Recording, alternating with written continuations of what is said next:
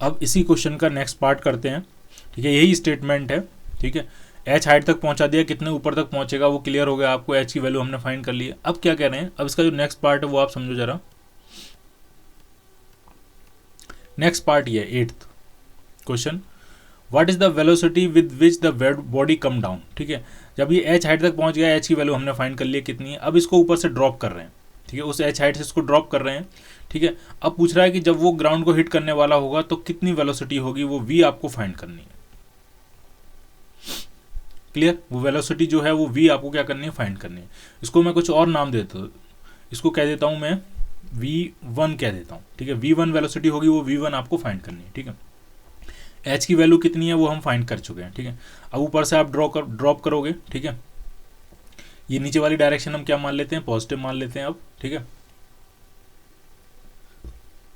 तो मान लिया ये अभी ये y डिस्टेंस तक नीचे आ गया, ठीक है। y डिस्टेंस तक नीचे आ गया और उसने कुछ वेलोसिटी अटेन कर ली है v। अब इस पर क्या क्या फोर्स लग रहे होंगे, तो अगर मैं फोर्सेस दिखाऊं तो नीचे की तरफ लग रहा होगा mg और ऊपर की तरफ लग रहा होगा एयर ड्रैग। एयर ड्रैग कितना है, kv², ठीक। तो नेट फोर्स कितना होगा, नेट फोर्स होगा नीचे की तरफ mg माइनस kv², ठीक। तो नेट एसलेशन कितना होगा, तो डिवाइडेड बाई m कर देंगे तो ये नेट एसलेशन बन जाएगा, ठीक है। अब जो एसलरेशन है, ये एसलरेशन है, ये रिटार्डेशन नहीं है, तो इसको मैं क्या लिखूंगा, इसको मैं प्लस dv/dt या प्लस v dv/dy लिखूंगा, प्लस, ठीक है। क्योंकि ये क्या है, ये एसलरेशन है, ठीक है। और टाइम नहीं पता है हमें, क्या पता है हमें, ये हाइट पता है, तो इसको मैंने y के टर्म्स में लिखा है, क्योंकि y की जो मैक्सिमम वैल्यू है वो क्या है, वो h के बराबर है। कितना नीचे आएगा ये टोटल, h के बराबर, ठीक। तो फिर से वही इंटीग्रेशन है, वैसा ही इंटीग्रेशन है। तो v dv एक तरफ लिखते हैं और उसके नीचे जो v का कंपोनेंट है वो ले आते हैं mg minus kv² equal to कितना हो जाएगा, इजक्वल टू हो जाएगा 1/m इंटू dy, ठीक है। अब लिमिट्स जरा समझो आप। वेलोसिटी, अब वेलोसिटी स्टार्टिंग में जीरो होगी क्योंकि ऊपर से नीचे गिर रहा है, ठीक है। और लास्ट में वेलोसिटी कितनी हो रही है, v1, ये v1 ही आपको फाइंड करना है।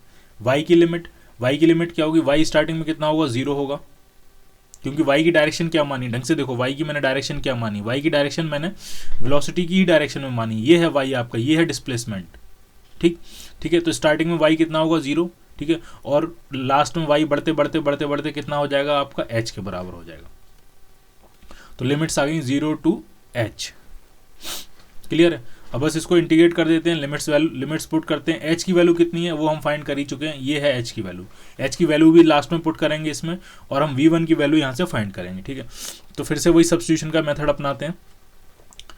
ये mg माइनस kv² जो है उसको मैं लिखता हूँ t², ध्यान रहे t टाइम नहीं है, t एक और वेरिएबल है, एक और वेरिएबल है जो v का फंक्शन है, ठीक है। इसको डिफ्रेंशिएट करते हैं तो minus 2kv dv equal to हो जाएगा आपका 2t dt, ठीक है। ये 2 से 2 कैंसिल आउट, इंटीग्रेशन को बदलते हैं। अब v dv की जगह क्या लिखेंगे, t dt by k upon mg minus kv² की जगह क्या लिखेंगे, t²।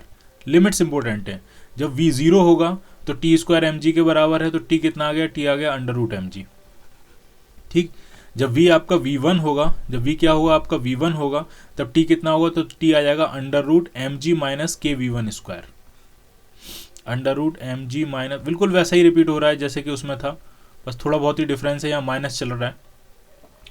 इजक्वल टू क्या हो जाएगा, एक माइनस मैंने मिस कर दिया, ये माइनस भी होगा यहाँ पे, ये जो माइनस है, ठीक।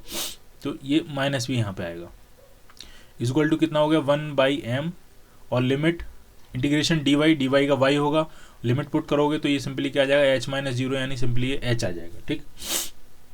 एक t से ये t कैंसिल हो जाएगा, ये k जो है वो इस तरफ ले आते हैं, यहाँ से ये k हट जाएगा। ये माइनस जो है, अगर मैं माइनस को हटाऊंगा तो लिमिट्स क्या हो जाएंगी, इंटरचेंज हो जाएंगी। तो लिमिट्स अब आपकी बन जाएगी √ माइनस हटाया, लिमिट्स इंटरचेंज हो गई हैं, इनिशियल लिमिट फाइनल बन गई, फाइनल इनिशियल बन गई है, अपॉन √mg, और ये आ जाएगा dt अपॉन t, इस तरफ क्या आ गया, hk/m, ठीक। तो इसको इसका इंटीग्रेट करते हैं, तो इसका इंटीग्रेशन यहाँ लिख देता हूँ मैं, इसका 1/t का इंटीग्रेशन ln t होता है और लिमिट्स भी पुट कर देता हूँ, तो सीधे सीधे ये आ जाएगा ln √mg upon √mg minus kv1 square is equal to h/k/m। ये अंडर रूट वगैरह हटाएंगे तो इसकी पावर बन जाएगी ये हाफ, यहाँ से अंडर रूट खत्म हो जाएगा और यहाँ से ही अंडर रूट खत्म हो जाएगा, इसकी पावर बन जाएगी हाफ। ln में जो पावर होती है वो आगे आ जाती है, तो 1/2 इजक्वल टू आ गया आपका ln mg upon mg minus kv1 square is equal to आ गया h/k/m। ठीक, क्लियर है।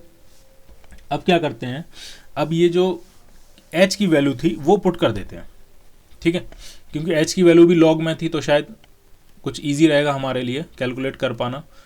तो चांस की बात है h की वैल्यू वहीं मिल गई है आपको, तो k/m कांस्टेंट बाहर रखते हैं और h की वैल्यू क्या है, h की value m/2k into ln 1 plus kv0 square by mg।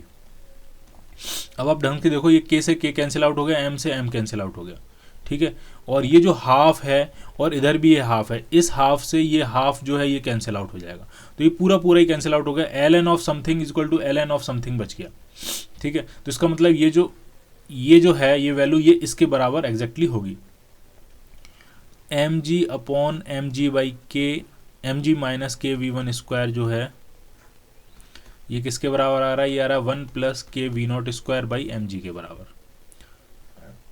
तो अगर मैं mg एलसीएम ले लूं तो ये बन जाएगा, बस हम पहुंच गए हैं, इसमें क्रॉस मल्टीप्लाई कर लेते हैं, इधर आ जाएगा m स्क्वायर जी स्क्वायर, इधर क्या आ जाएगा, इनको मल्टीप्लाई कर देते हैं, तो ये आ गया m square g square plus mg kv0 square minus mg kv1 square minus k square v1 square v0 square, ठीक है। mg स्क्वायर से mg स्क्वायर कैंसिल आउट हो गया, v1 हमें फाइंड करना है, ठीक है, तो इस दोनों फैक्टर को इस तरफ ले आते हैं, v1 कॉमन ले लेते हैं, तो v1 स्क्वायर कॉमन ले लेंगे, अंदर क्या बचेगा, अंदर बचेगा mg k plus k square v0 square equal to कितना आ जाएगा आपका mg k into v0 square, ठीक। तो v1 आ गया, v1 कितना आ गया, v1 आ गया आपका mg k v0 square divided by mg k plus k square v0 square, ठीक। कुछ चीज़ें कॉमन ले लेते हैं, mg k कॉमन लेके कैंसिल कर देते हैं, ठीक है, ऐसा करते हैं, mg k कॉमन लेके कैंसिल कर देते हैं। तो आप mg के कॉमन लेके कैंसिल करोगे तो ऊपर क्या आ जाएगा v0 स्क्वायर, नीचे क्या बचेगा, यहाँ बचेगा 1 प्लस यहाँ क्या बचेगा, तो यहाँ से तो सिर्फ k जा सकता है, एक k रह जाएगा, तो k अपॉन mg बचेगा इंटू v0 स्क्वायर, ठीक है। ये आया v1 स्क्वायर के बराबर, v1 चाहिए तो पूरे का क्या ले लेंगे, अंडर रूट, तो ये आपका आ जाएगा v0 upon under root of 1 plus kv0 square divided by mg, ठीक, v0 upon under root of 1 plus kv0 square divided by mg, ठीक। तो देखते हैं क्या आंसर मैच करेगा आपका।